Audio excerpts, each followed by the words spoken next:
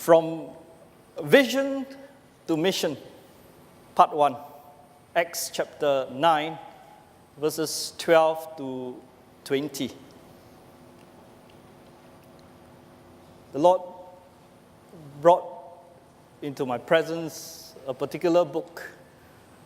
It's entitled, The Problem of Pain. It was written by this writer, C.S. Lewis, who tried to answer the question, if God is good and all-powerful, why does He allow His creatures to suffer pain? C.S. Lewis wrote in the preface of his book. He says, and he observes very keenly, I want us to listen carefully what he has to say. The only purpose of the book is to solve the intellectual problem raised by suffering.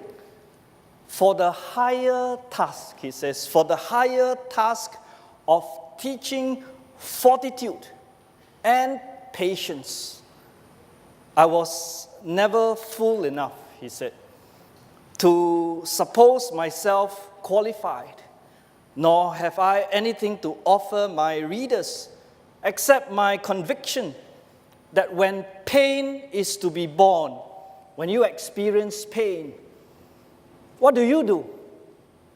Well, he says here, a little courage helps more than much knowledge. And then he says, a little human sympathy more than much courage. And then he concluded, and the least tincture of the love of God more than all. He tells us a Christian perspective to suffering, how it teaches us fortitude, the courage in pain and adversity, and the patience, the capacity to accept, tolerate delay, problems, or suffering without being annoyed, anxious. Now, I'm giving you a dictionary meaning. Very interesting. And he tells us we can help others overcome suffering and pain by encouraging the afflicted to have the courage to face it and to show compassion and sympathy toward the afflicted. And this expresses the love of God through us that ultimately would point the person to see the love of God in action, giving us the opportunity to share the gospel. And I find what he has written very insightful, because if you were to examine the lives of God's people throughout the ages, you would find that God oftentimes sends suffering to our lives because He loves us. And He wants to manifest His presence in our lives.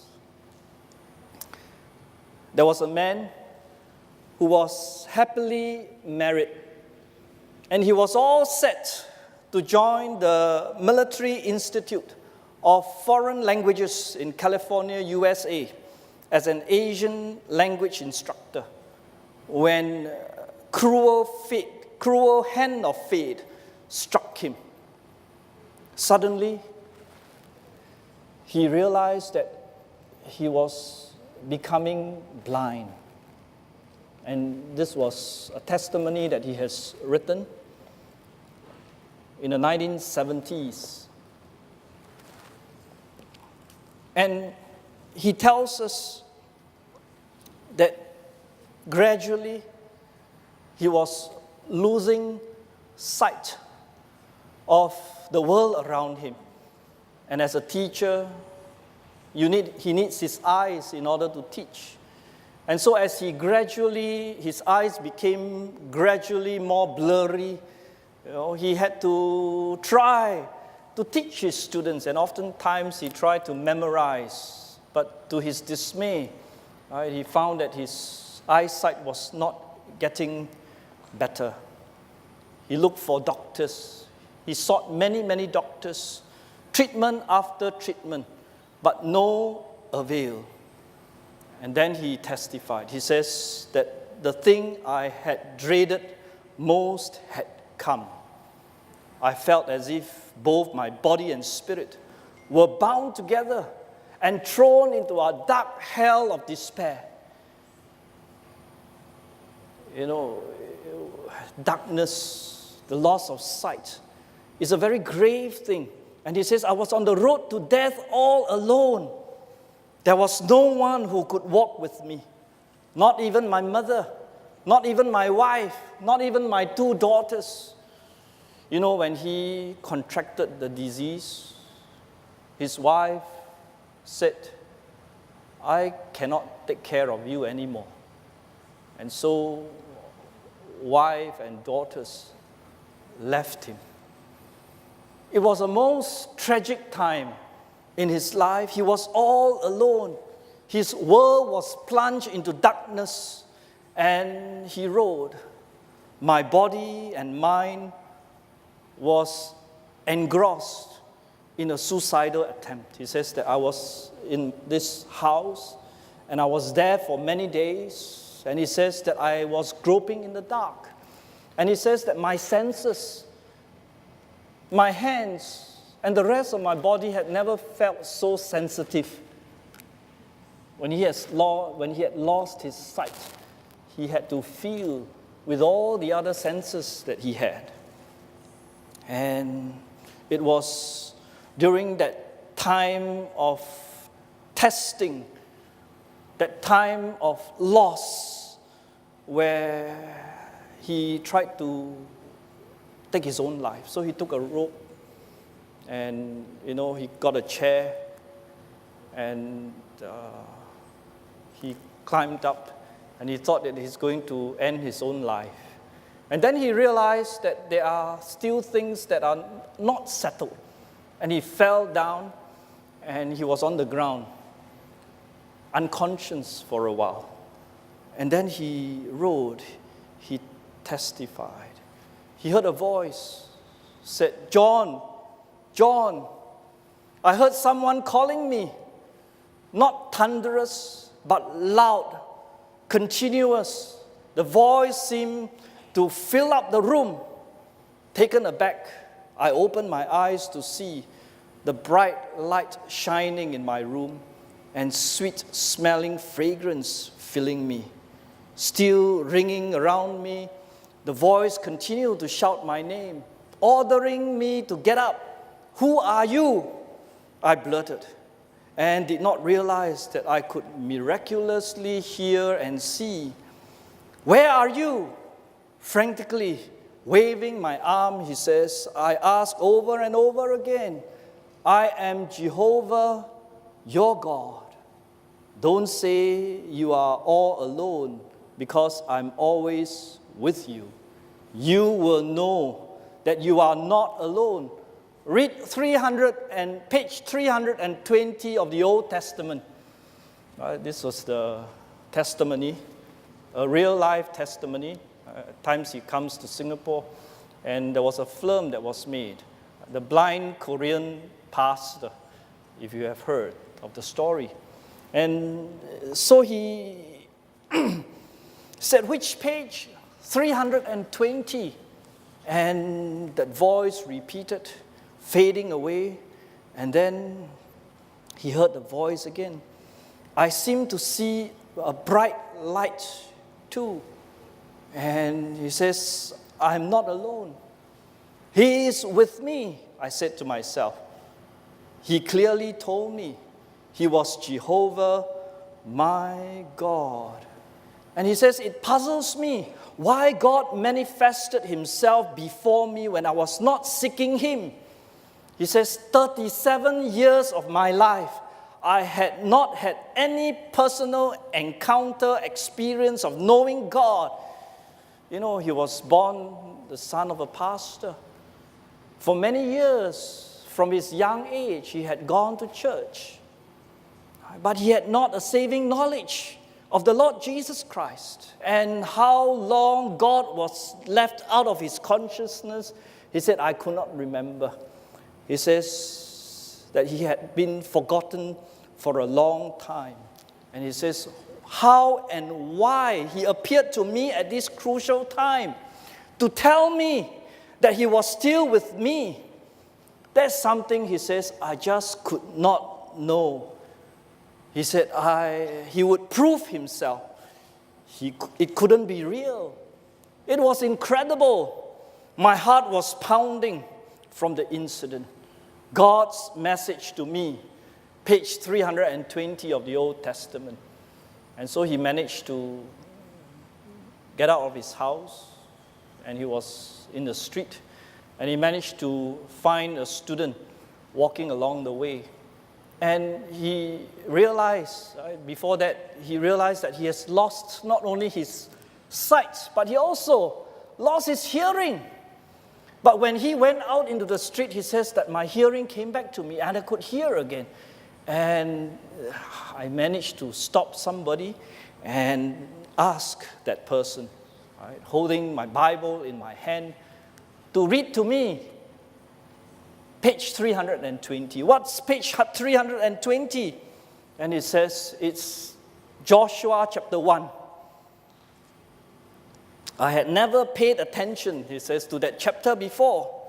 And verse 5 of the text says, as I was with Moses, so I will be with thee. I will not fail thee, nor forsake thee.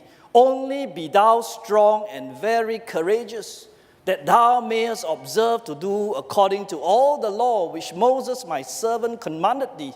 Turn not from it to the right, nor to the left, that thou mayest prosper whithersoever thou goest. Be strong and of a good courage. Be not afraid, neither be thou dismayed, for the Lord thy God is with thee whithersoever thou goest. And the student went on to the end of the page with gladness, noticing, he says, my delight in hearing the word. And the voice of the student gradually changed into the voice I heard in that bright light and was talking to me personally. I could hear, be strong and very courageous. Be not afraid, neither be thou dismayed, for the Lord thy God is with thee whithersoever thou goest. So this blind man, groping for many days, deserted by all his loved ones, he was alone in that house, and he thought that life is coming to the end. And suddenly, tears began to flow, and a song, a hymn burst into his mouth. Though friends forsake me, Jesus still loves me. Jesus is my friend. He is the only one. Though the world may change, Jesus remained true to me. As he sang, tears flowed down his eyes. The more, he says, I thought of what the Lord told me through those verses, the more strength and courage was built up in me, even if the ever-present pitch darkness surrounded me, he says. With the overflowing joy within me, the darkness seemed to disappear. He remembered me in my distress and told me to be of a good courage because he would never forsake me. He says, the assurance gave me comfort. Be strong and of a good courage. With that power coming from God, Joshua was able to lead the Israelites to the land of Canaan. He alone couldn't have done it, but when God was with Joshua, he was not a weak man, but God was with him. The power of God helped him, and the Lord was with him. And he testified as he reflected upon, in the quietness of the house, alone there, he says, in the past, I tried to draw strength from my knowledge, talents, and money, all of which were secular, transient values. Now they are of no value to me in my crisis. Those indeed had been obstacles placed between God and me, so I could find no true light I was seeking. And he said, I said the repentant prayer. Father, forgive me for my ignorance, he prayed. I know now that you are the only source of all power and that it cannot come from any other source in the world. Please help me to have power to overcome this despondency I feel because of my blindness. And he says, is there any meaning for the life of the blind person? What is the purpose for the blind people like me? And he says, I was assured that God would help me find the goal of my life. He says, physically, I had lost my sight. But how blessed I was to find the new light, the Savior Jesus Christ. God had no way to show me. Well, he sat there, he says, he dare not move. And then he said that God's presence was with him. And he ventured out of his house and he went to a bus depot. And there in the bus depot, he was alone like a beggar. And there was a young boy who came to him. And the young boy said to him, would you come with me to my house? And he was brought as a blind man in the hand to the house of this young boy. And this young boy, only had a grandmother, and they were living in the squatter. And in that squatter, he lived without means. In fact, he had not much for himself. He offered this blind man food and shelter. And for the first time, he says, in my life, I learned about love. And I learned it there in that squatter from this young boy. And this young boy said to him that, you are a very fortunate person. You are educated. I'm uneducated. He says, I bought a set of school uniform, and I bought a few books, and they are hanging there in the cupboard. I hope that one day, I bought it several years ago. I hope that one day I would be able to use it, go to school. But you had all your education, and he started to share his testimony, how he had everything in his life and until, he lost his sight. And then he suddenly felt a realization from the bottom of his soul that he wanted to help this young boy. And from then on, God gave him the courage and the strength to pick himself up again. And he registered himself in a Bible school, and he spent some time to study there. And before that, he was able to gather many of the young children into a church. And how he ministered, how he helped them. He saw his life mission.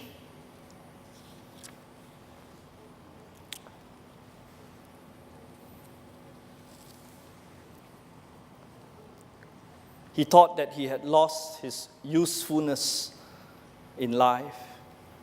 And he thought that that's the end of life for him when he lost his sight. But God reached down and lifted from the depths of despair, this is from the back of the book, to fulfill his father's dream that he should become a preacher of the gospel.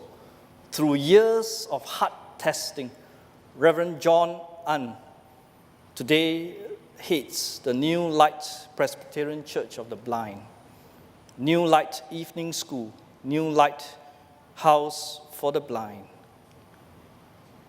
As I read the biography, I was preparing this message, I recall reading this biography many years ago of this blind Korean pastor.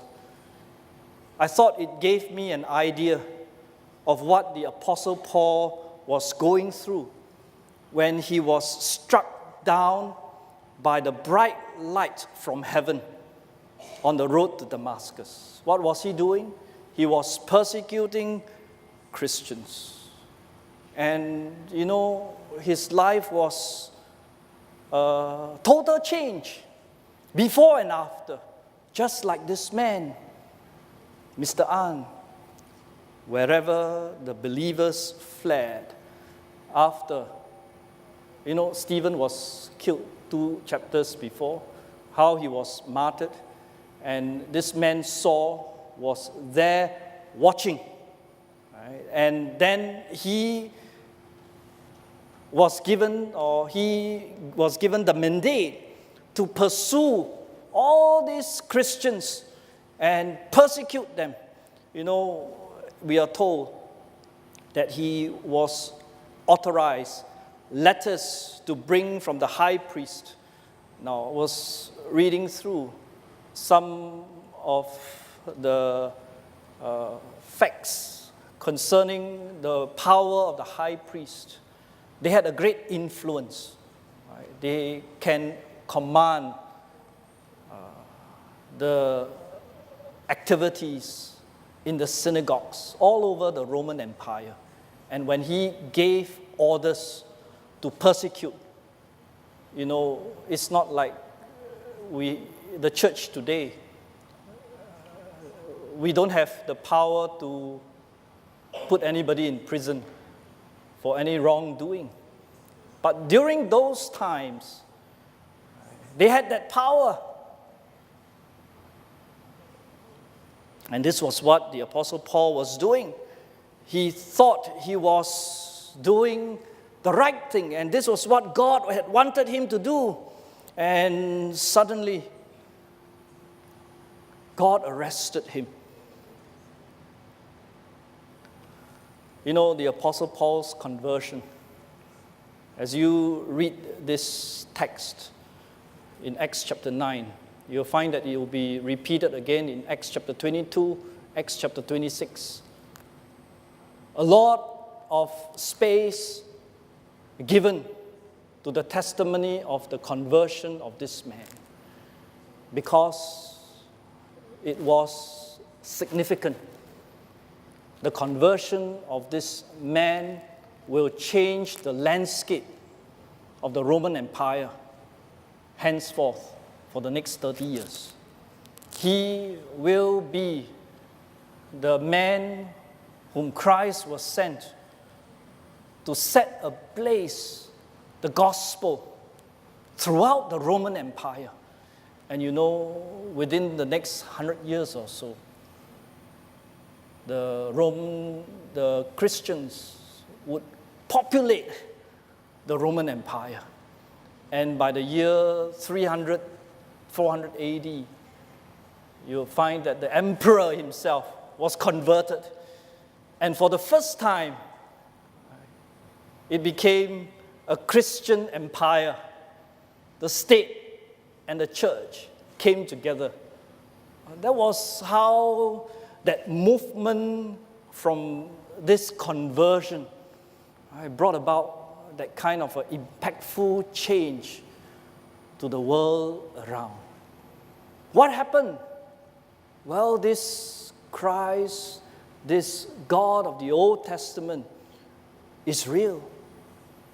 And when you are touched by the presence of God in your life, it will change your life forever. These 2 thoughts we want us to see. Heavenly commission, verse 12 to 16, and divine mission, verse 17 to 20. Verse 12. Jesus appeared to the man Ananias in a vision and instructed him to go and help this man Saul, blinded and waiting for his coming. Now, to be struck blind is something that we can never imagine.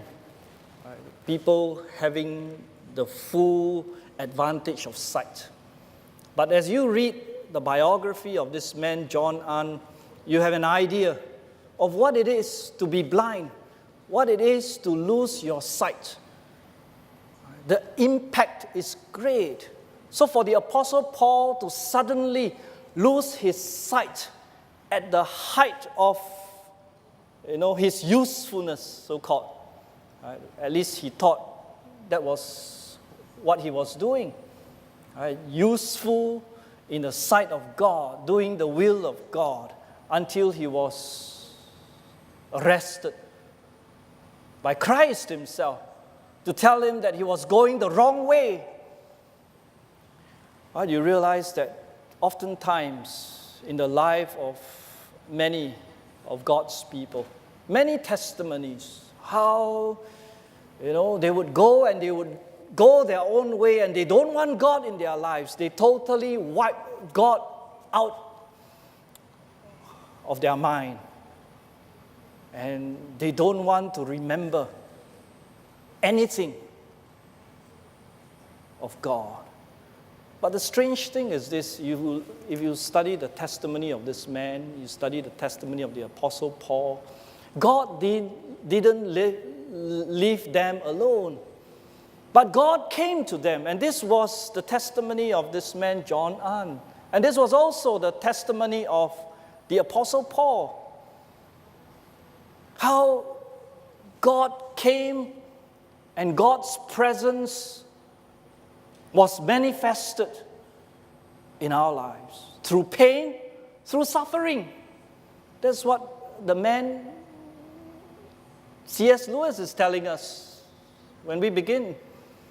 When he makes this observation, right, he says that when you observe pain, when you face suffering, you need a little courage. And then you need a little sympathy. You are happy that there are people around you. And what did Jesus do? Well, Jesus instructed the man Ananias to come to the street called Straight in Damascus, and then to find this man called Saul in this certain house, and to extend the right hand of fellowship to him as a Christian. Right, that's why in verse 17, he was called Brother Saul. And Jesus said, how do you identify him? Behold, he prayeth. Verse 11, where we left off last week. Right, a man who don't want God suddenly is given the insight into the presence of God.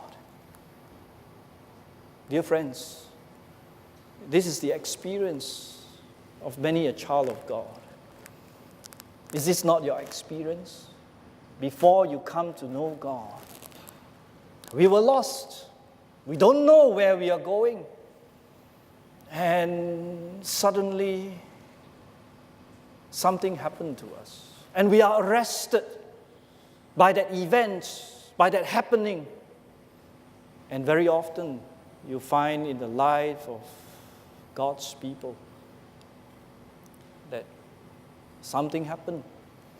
And it wakes us up and help us to see, arrest our attention to the presence of God in our lives.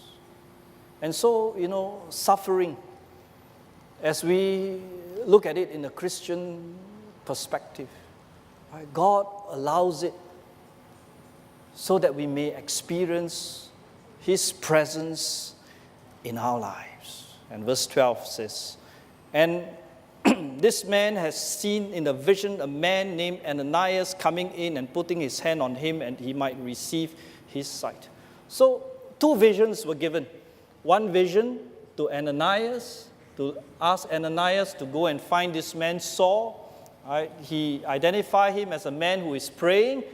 And then for Saul himself, the vision was given to him that a man would come to him and would heal him of his blindness and would baptize him So you see how God works in such a powerful way.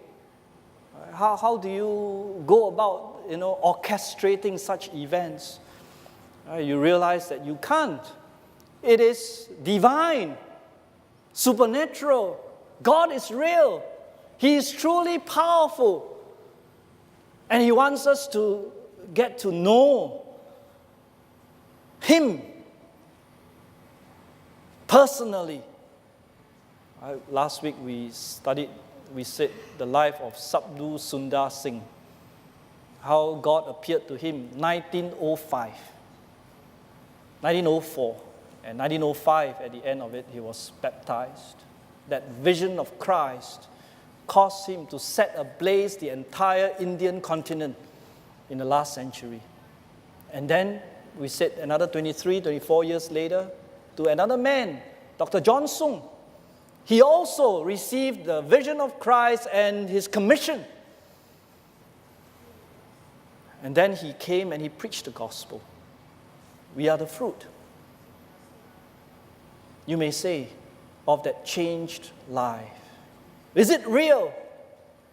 Well, it's for us to see, to examine. And so there were two lawyers who, in the 16th, 17th, 18th century, friends.